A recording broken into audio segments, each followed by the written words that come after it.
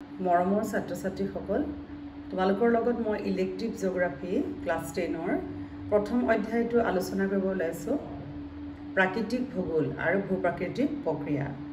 এতিয়া চোৱা পৃথিৱীৰ উপৰিভাগ সমান নহয়। মহাদেশ কেইখনত যেনেকৈ পাহাৰ, পৰ্বত, মালভূমি, নদী, উপত্যকা আদি অৱয়ব আছে, ঠিক তেনেকৈ মহাসাগৰতো পানীত বুৰ গৈ থকা অৱস্থাত বিভিন্ন আকাৰ আকৃতিৰ উচ্চভূমি আৰু নিম্নভূমি আছে। এইদৰে নানা আকাৰ আকৃতিৰ অৱয়বে পৃথিৱীৰ উপৰিভাগক বৈচিত্ৰ্যময় কৰি তুলিছে। ভূপৃষ্ঠৰ এই অৱয়ববোৰক কি বুলি কোৱা হয়? স্থলাকৃতি, লেণ্ডফৰ্ম বুলি কোৱা হয়। ভূগোলৰ এটি বিশেষ শাখাই স্থলাকৃতিবোৰৰ উৎপত্তি, ক্ৰমবিকাশ, এভলিউশ্যন, আকাৰ আকৃতি আৰু বিতৰণ সম্বন্ধে অধ্যয়ন কৰে। সেই শাখাটোক ভূ আকৃতিক বিজ্ঞান জিঅ'মৰ্ফলজি বুলি কোৱা হয়। এইখিনিতে আমি জানিব লাগিব আমাৰ পৃথিৱীৰ টোটেল 100%ৰ ভিতৰত 70% হৈছে পানী, বা 71 হ'লে 29 হয়, আৰু আমি কওঁতে ধৰা 70-30 আমাৰ মাটি। এতিয়া তোমালোকে চোৱা, আমাৰ যদি 70% পানী, 30% মাটি, টোটেল 100%। আৰু কেতিয়াবা কোনো কিতাপত থাকে 71% পানী হ'লে 29, তেতিয়াও আমাৰ 100 হয়। কিতাপত 70-30 বুলিও থাকে, কোনো কিতাপত 71 বা 29 বুলি থাকে। বাৰু ধৰি ল'লোঁ আমি 70 আৰু 30। এতিয়া কথা হ'ল কি, এই পানীখিনি আমাৰ গোটেই পৃথিৱীখনত এনেকৈ পানীখিনি কিন্তু একেলগে থকা নাই। পানীৰ মাজে মাজে মাটি আছে, মাটিৰ বহুত কম আছে, এইবোৰ চব পানী। আকৌ দেখিবা ইয়াত অকণমান মাটি, এইবোৰ চব পানী। ঠিক এনেধৰণেহে আমাৰ আছে। গতিকে ইয়াত আমাৰ ভূ প্ৰকৃতি যিখিনি আমাক ভগৱানে দিছে, যিখিনি সৃষ্টি কৰিছে, প্ৰকৃতিৰ পৰা পাইছোঁ, সেইখিনিৰ ভিতৰত আমাৰ উখুৰা মুখুৰা যিখিনি আমি মাটি পাইছোঁ সকলো সমান নহয়। ধৰা এনেকুৱা প্লেইন এৰিয়া নহয়। পাহাৰ থাকিব, পৰ্বত থাকিব, মৰুভূমি থাকিব, মালভূমি থাকিব, উপত্যকা থাকিব, এনেকুৱা গোটেইবোৰ আমাৰ সমভূমিবিলাক থাকিব। কিন্তু যিখিনি আমাৰ পানী আছে, পানী বুলি ক'লে আমাৰ কি হ'ব?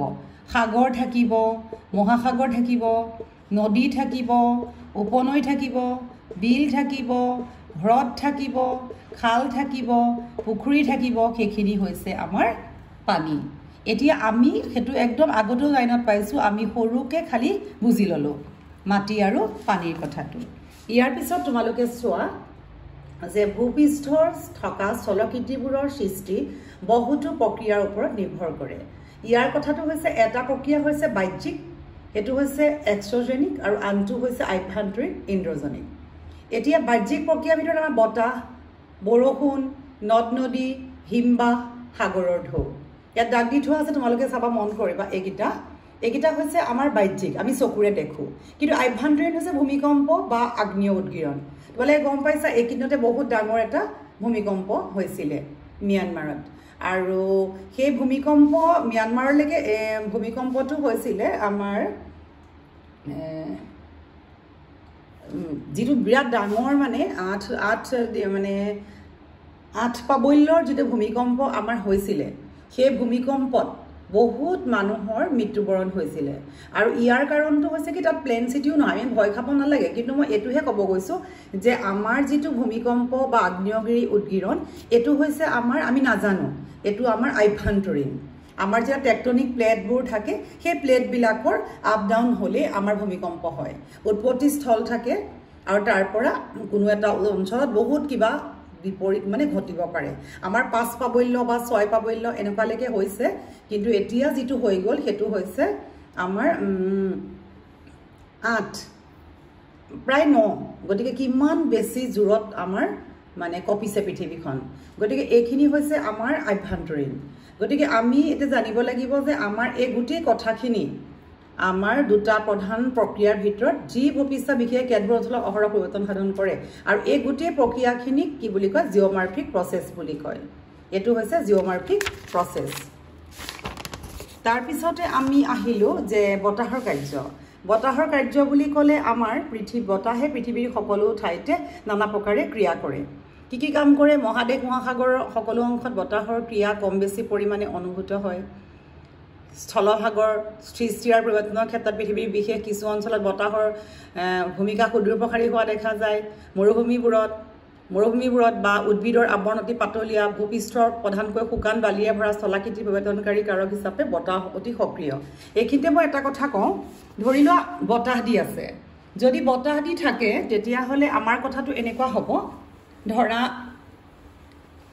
মৰুভূমি আছে ইয়া মৰুভূমিতো সব বালি থাকে যদি বতাহ দিয়ে তেতিয়াহ'লে গোটেই বালিবোৰ উৰুৱাব আৰু যদি আমাৰ অন্য ধৰা হেমেকা কিছুমান নদীৰ পাৰত বতাহ দিয়ে তেতিয়া আমাৰ দিনত গৰম হ'ব বা ৰাতি ঠাণ্ডা হ'ব এনেকুৱা বিভিন্ন ধৰণৰ কিছুমান কাৰণ আছে বা গছ-গছনি যদি খুব পাতল হয় তেতিয়া বতাহটো কমকৈ অনুভূত হ'ব বা এনেকুৱা কিছুমান আমাৰ প্ৰাকৃতিক কাৰণ আছে যে যিবোৰ কাৰণৰ কাৰণে আমি অনুভৱ কৰিব পাৰোঁ কম বা বেছি এতিয়া কথাটো হৈছে কি আমাৰ মৰুভূমিত একদম বৰষুণৰ পৰিমাণ কম গতিকে বৰষুণ কম হোৱাৰ কাৰণে তাত আমাৰ নদী প্ৰক্ৰিয়াবিলাকো যথেষ্ট সীমিত কাৰণ কিয় প্ৰকৃতি বৰষুণ দিবলৈ আমাক কি লাগিব আমাৰ যিবোৰ পৃথিৱীত ধৰা পানীবিলাক থাকে এই পানীবিলাক থাকে এইবোৰ দিনত যেতিয়া ৰ'দ দিলে এইবিলাক সব গৰম হ'ব গৰম হৈ ইয়াৰ পৰা জলীয় ভাৱবিলাক এনেকৈ ওপৰলৈ যাব গৈ পেলাই ইয়াত ডাৱৰৰ সৃষ্টি হ'ব আৰু তাৰপিছত আমাৰ বৰষুণ হৈ পৃথিৱীত পৰিব আকৌ এই প্ৰচেছটোৱে সদায় হৈ থাকে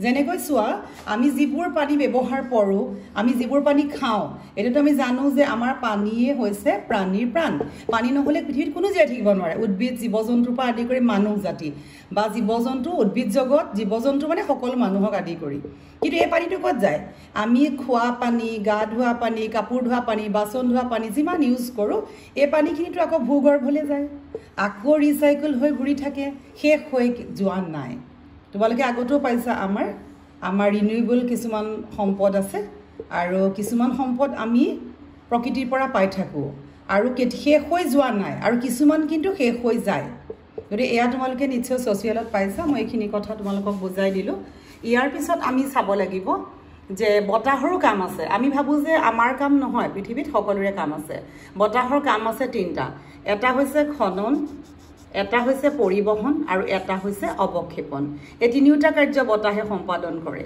মৰুভূমিত উদ্ভিদৰ আৱৰণ পাতলীয়া উপৰিভাগত শুকান বালিময় সেইকাৰণে ধূলি বালি ক্ষুদ্ৰ শিল এইবোৰ দূৰলৈ উৰুৱাই নিব পাৰে বতাহতে উৰাই লৈ গুচি যায় কিন্তু গছ থাকিলে যেতিয়া গছে সাৱটি থাকিব তেতিয়াতো ইমান বস্তু নিব নোৱাৰিব গতিকে আমি কোনো এক অংশৰ পৰা ধূলি বালি উৰুৱাই নি আপেক্ষিকভাৱে দ কৰি তোলা প্ৰক্ৰিয়াক অৱনমন বোলে এইখিনিৰ পৰা যে ধূলি বালিবিলাক যেতিয়া উৰাই নিব এইখিনি খালী হ'ব নহয় এইখিনিক ক'ব অৱনমন আকৌ ঠিক তেনেকৈ আমি চোৱা অৱনমনৰ ফলত ধূলি বালিবোৰ ক্ষুদ্ৰ ক্ষুদ্ৰ শিলবোৰ অন্য ঠাইলৈ প্ৰবাহিত হ'লে অৱনমন ঘটা অংশটো উখুৰা মুখুৰা শিলাময় ঠাইলৈ ৰূপান্তৰিত হ'ব পাৰে য'ত ঘটিব সেইটোতো কোনো প্লেন নহয় গতিকে উখুৰা মুখুৰা হ'ব পাৰে অৱনমনৰ ফলত মৰুভূমি একোটা অংশৰ উচ্চতা কমি ভূগৰ্ভস্থ জলপৃষ্ঠৰ ওচৰ পাব পাৰে গতিকে তেনে অৱস্থাত অৱনমিত অংশটো মৰুদ্যানলৈ ওয়াসিস বুলি কয় মৰুদ্যানলৈ ৰূপান্তৰিত হয় মৰুদ্যান মানে আমি সাধাৰণতে ফুলৰ উদ্যান হ'লে বাগিচা বুলি কওঁ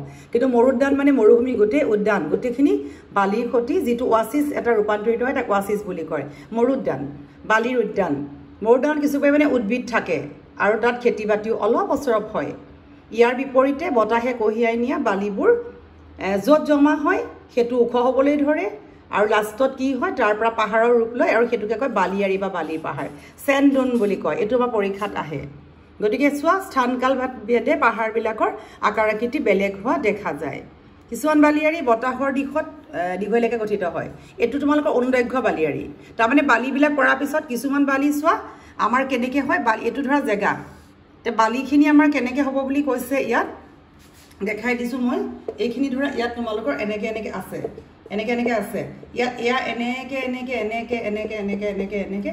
এনেকৈ এটা সৃষ্টি হয় এইটো হৈছে অনুদৈৰ্ঘ্য বালিয়াৰী গতিকে এইখিনি কথা আমি জানিব লাগিব এইটো পৰীক্ষাত আহে তাৰপিছত আমি গতিকে গম পালোঁ যে আমাৰ যিটো এইটো অনুদৈৰ্ঘ্য বালিয়াৰী লংগিটিউডাল চেণ্ডুম আৰু আনটো কিছুমান বতাহৰ দিশৰ লগত আমাৰ লম্বভাৱে গঠিত হয় এটা অনুপস্থ এটা দীঘলকৈ এটা পথালিকে সেইটোৱে গতিকে চোৱা এইটো ট্ৰেভাৰ্ছ টেণ্ডন গতিকে আমি কোনো কোনো ঠাইত আকৌ পৰিস্থিতি সাপেক্ষে অৰ্ধচন্দ্ৰাকৃতি হয় এইটো দেখিছানে অৰ্ধচন্দ্ৰটো দেখিছা নহয় ৰাতি যেনেকৈ চন্দ্ৰ ওলায় এইটো অৰ্ধচন্দ্ৰাকৃতি আধা মানে সম্পূৰ্ণ নহয় এইটো বাৰখান বুলি কয় এইটো পৰীক্ষাত আহে গতিকে আমাৰ এইটো ইম্পৰ্টেণ্ট গতিকে তোমালোকক মই এইখিনি কথা বুজালোঁ তোমালোকে গুণি কৰি ভালকৈ চাবা আৰু তোমালোকে ছাবস্ক্ৰাইব কৰি থবা মই আছামিজ পঢ়াম ছ'চিয়েল পঢ়াম আৰু তোমালোকক জিঅ'গ্ৰাফী পঢ়াম ইলেক্ট্ৰিক জিঅ'গ্ৰাফী গতিকে তোমালোকৰ যদি সহায় হয় তোমালোকে ৰেগুলাৰ ক্লাছবোৰ চাই যাবা লাইক কৰিবা কিবা থাকিলে তোমালোকে কমেণ্ট কৰি পেলাই মোক জনাবা থেংক ইউ